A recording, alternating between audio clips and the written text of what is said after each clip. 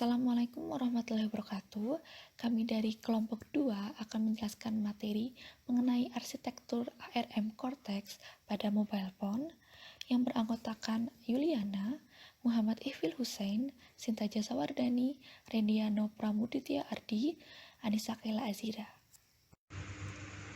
Sejarah prosesor ARM Cortex didirikan pada 1990 dengan nama Advanced RISC Machine atau ARM, sebuah perusahaan patungan antara Acorn Computer, Apple Computer atau sekarang Apple Inc., dan VLSI Technology.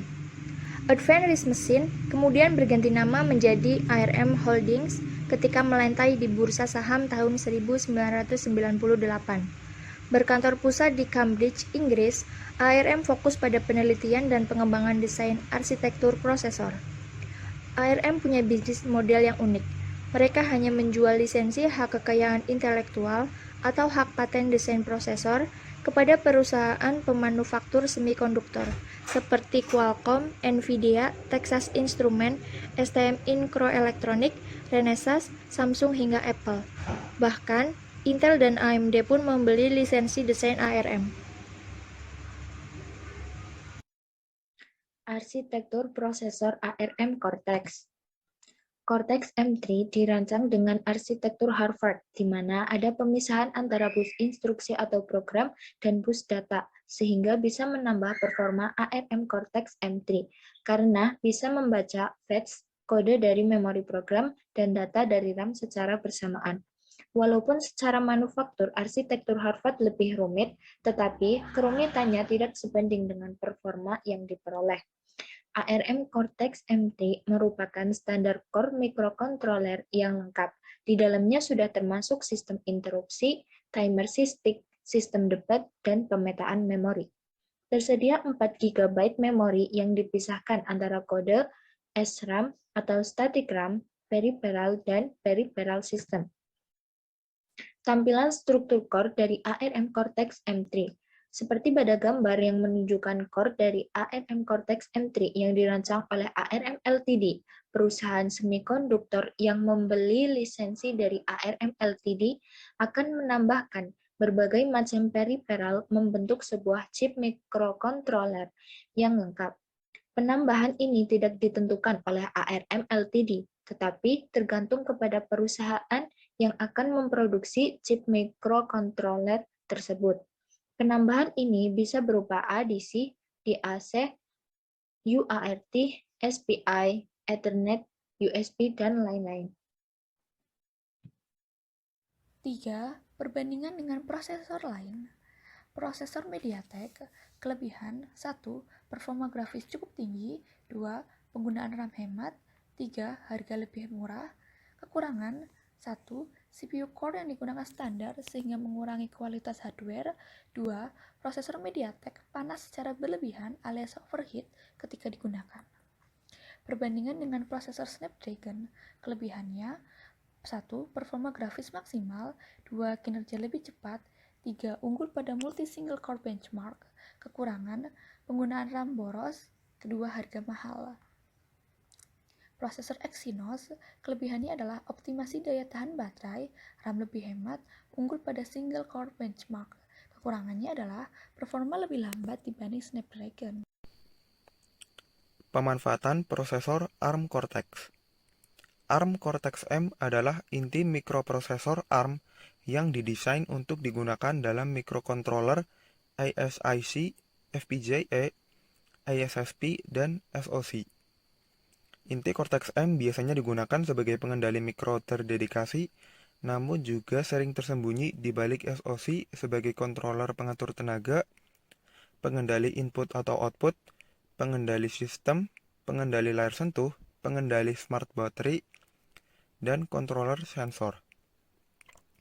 Fitur yang dimanfaatkan dari ARM Cortex M. Pertama, mengaktifkan atau menonaktifkan interrupt. Menyimpan isi register-register ARM Cortex M ke memory stack ketika prosesor memasuki interrupt handler. Dan mengembalikan isi register-register ARM Cortex M dari memory stack ketika prosesor keluar dari interrupt handler. Kedua, debug core. Di prosesor seri ARM Cortex M, memungkinkan user untuk mendebug program tanpa harus melepas prosesor dari PCB. Ketiga, mengaktifkan prosesor yang sedang dalam mode penghematan energi. Contohnya sleep, deep sleep, dan sebagainya. Contoh smartphone yang menggunakan ARM Cortex. Xiaomi Mi Note Pro adalah salah satu smartphone yang menggunakan ARM Cortex jenis A57. Dengan menggunakan prosesor jenis ini, dapat mendukung RAM sampai 4 GB. Sedangkan 64 bit bisa lebih dari 4 GB. Otomatis performanya lebih baik. Sistem 64 bit juga bisa menjalankan aplikasi 64 bit. Semikonduktor kecil memberikan kinerja yang lebih baik dari konsumsi daya yang lebih rendah. Chipset dengan jumlah transistor yang lebih banyak. Komponen semikonduktor perangkat elektronik. Menawarkan lebih banyak daya komputasi. Faktor bentuk kecil memungkinkan lebih banyak transistor untuk dipasang pada sebuah chip. Oleh karena itu, meningkatkan kinerjanya. Jadi kesimpulannya, Advanced Research Machine atau ARM didirikan pada tahun 1990 berkantor pusat di Cambridge, Inggris, yang berfokus pada penelitian dan pengembangan desain arsitektur prosesor. Cortex-M3 dirancang dengan arsitektur Harvard, di mana ada pemisahan antara bus instruksi atau program dan bus data sehingga bisa menambah performa ARM Cortex-M3 karena bisa membaca fetch kode dari memori program dan data dari RAM secara bersamaan. Adapun pemanfaatan dari ARM Cortex yaitu Nested Vector Interrupt Controller atau NVIC adalah peripheral yang mengatur interrupt ARM Cortex-M. Kemudian Embedded Debug Core di prosesor seri ARM Cortex-M memungkinkan user untuk mendebug program tanpa harus melepas prosesor dari PCB. Kemudian System Control Block atau SCB adalah peripheral yang digunakan untuk mengatur mode prosesor. Kemudian Wake Up Interrupt Controller atau WIC adalah peripheral tambahan di ARM Cortex-M untuk mengaktifkan prosesor yang sedang dalam mode penghematan energi.